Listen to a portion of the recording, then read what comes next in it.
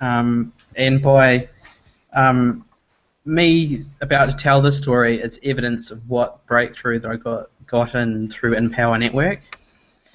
Um, quite a few years ago, on the 14th of February 1996, I had a life-changing moment where I was in a family that was successful, and I felt like I really didn't fit into my family.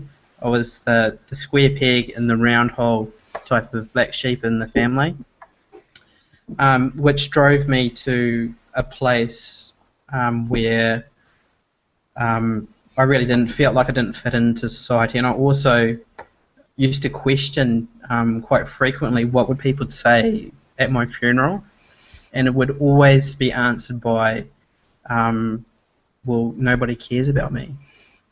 So one day, what I did is, I had a bad day at work, and I turned to having a few drinks with some mates, and what happened is I ended up being separated from my mates that night, and I started walking along a set of railway tracks, and I thought, like, this is it, I don't want to live anymore. So what I did is I lay in front of the tracks and waited for a train to come along. And what happened that night is actually one did, and it ran over the lower half of my body. And I can remember lying on the ground with two paramedics on either side of me, frantically trying to save my life. And I said to them, can you please not tell my mother? Because I knew that would break her. Like, that moment would break her. I eventually lost consciousness and woke up 24 hours later with a nurse standing over the top of me, and she put her hand on my shoulder and said, David, do you realise what's happened? And I was like, no, what's happened? And she said, your accident was so severe that we had to remove cut both of your legs off, so you're a double amputee now. And I can remember feeling completely lost and vulnerable and just pissed off at the world, and I felt like I was on my own. I can remember being in the hospital, and I was in hospital for 3 months, and every night I couldn't sleep because my brain was going crazy, and every night at 5:45 a.m. I could hear trains going past every day, and every day that I heard those trains going past, it would break me a little bit more until I got to a stage where I didn't feel anything. I had no feeling at all. But little did I know that actually the hardest part was yet to come, but my true hell was yet to come. When I got home after being in the hospital, the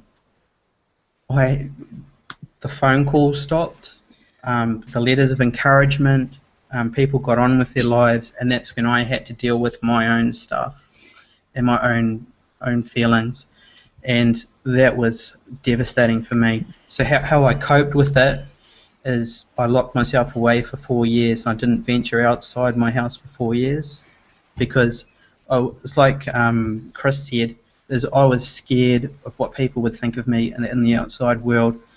I was ashamed of who I was. Every time I woke up, every time I took a shower, it was a reminder of how low I'd got.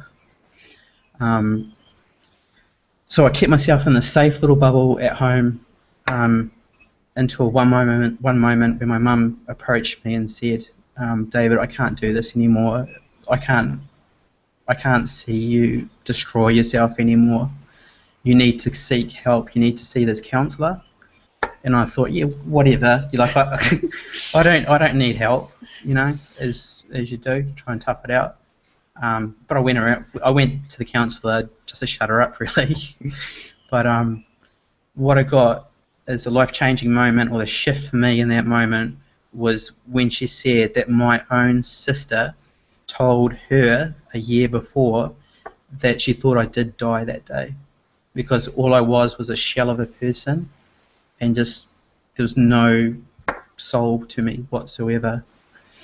So what I did is she put me onto a personal development program, which is called the Landmark Forum. And I attended the Landmark Forum, and what I really got from the Landmark Forum is just how much my family loved me, and how much of a load of shit that story was, of how I was worthless, how I didn't fit in, how I was a black sheep of the family. They've got this analogy in the Landmark Forum where they talk about sporting arena. You've got the people in the stands observing people playing the game of life, and you've got the people on the field who are playing the game of life hard out.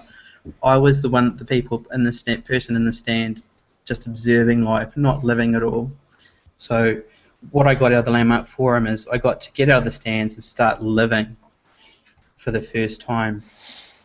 And then this brings me to now, which is the Empower Network.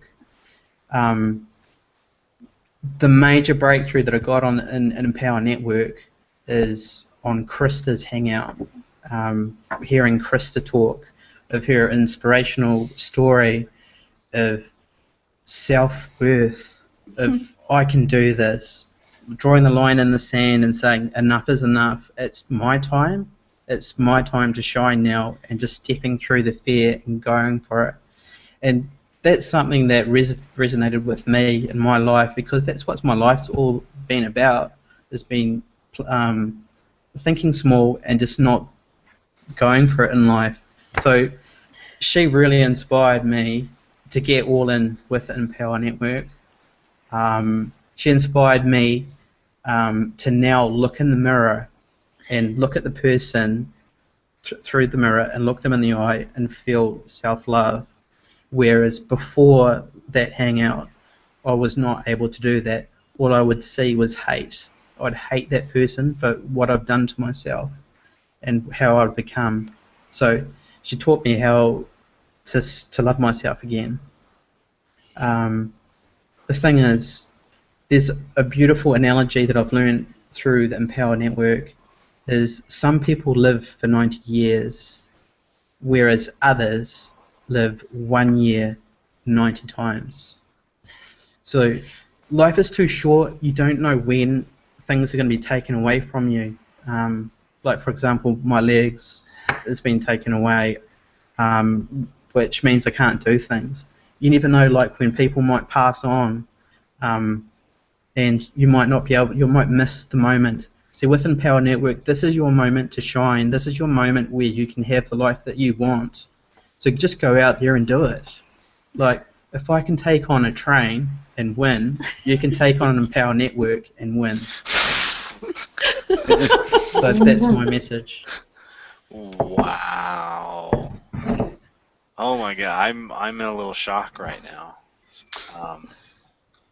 Wow. No, I like well, first off, Dave, I love your story. I mean, that's powerful, man, and I'm definitely in awe right now of like what has happened and whatnot. But the cool thing that I see here as well is that Krista got involved for probably a lot of similar reasons. One, it might have been money in the beginning. I don't quite remember exactly why Krista got involved in the beginning, but she started having massive emotional breakthroughs, and like you said, she started loving herself, so much so that she wasn't even making money yet, but her life was completely transformed, and her life was more amazing because she just continued to listen to what we were talking about on these hangouts and surround herself with the people here, and decided that she was going to continue taking action.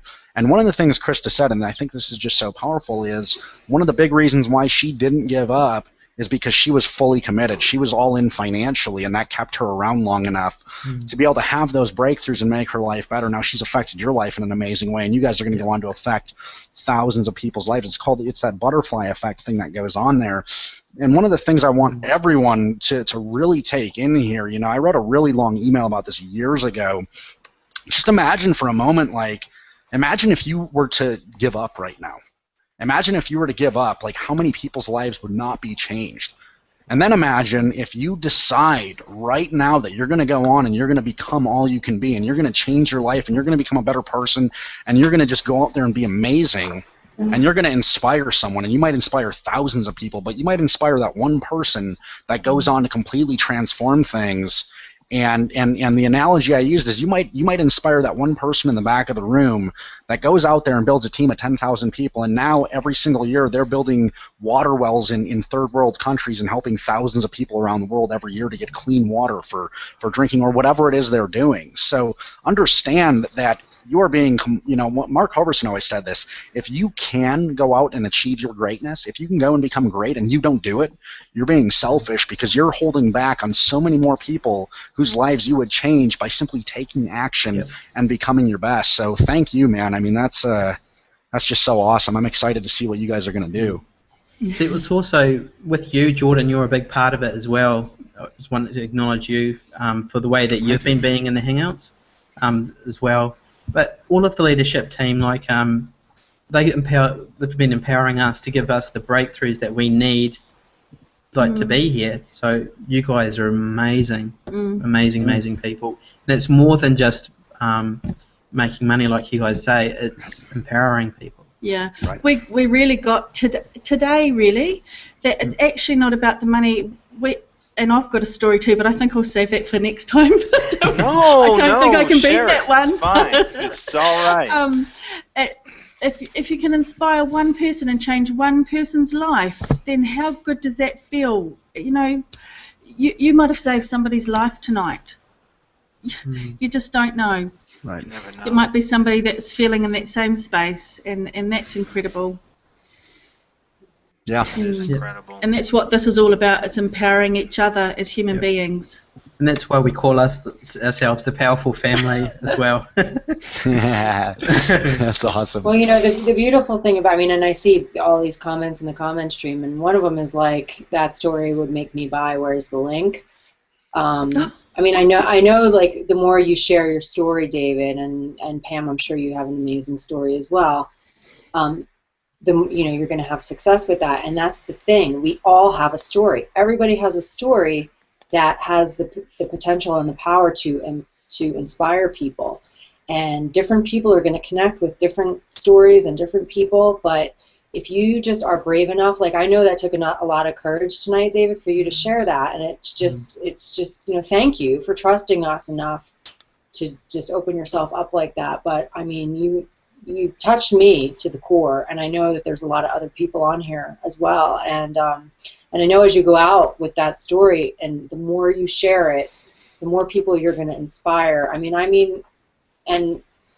can just see you both as like humongous leaders because of the power that you have to inspire people with your story. And I just want to piggyback that by saying that every single person that's listening to this right now, you have a story too. It's different than David's, it's different than Pam's, it's different than mine, it's different than Chris's, it's different than Jordan's. We all have our own story, and every one of our stories has the power to really inspire people and help people take their lives to the next level in whatever way that looks like. David Sharp's story inspires people who might be struggling from drug addiction, or, like everybody has some pain in their lives that people can relate to, and that's what gives us the power to inspire people. And I just love that you just came out here and did that tonight right off the bat. I mean, yeah, you guys are amazing. Thank you so much for sharing that.